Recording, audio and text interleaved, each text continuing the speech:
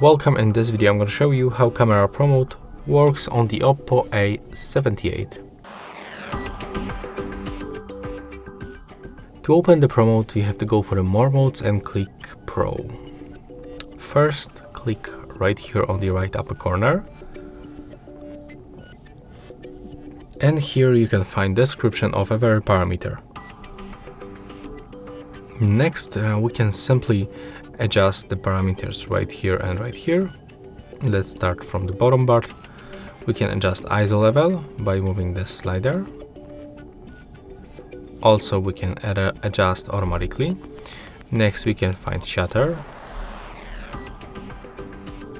Here that's the exposure compensation.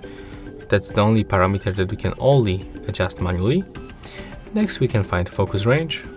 So when I set it up, for example, like that, as you can see, this button is out of the focus, but when you want to get focus on the close objects, just set it up like that. And here we can find the white balance. Next, we can go for this histogram and turn it on. We can also enable the flashlight. We can also turn on shutter delay, or simply switch aspect ratio of the camera.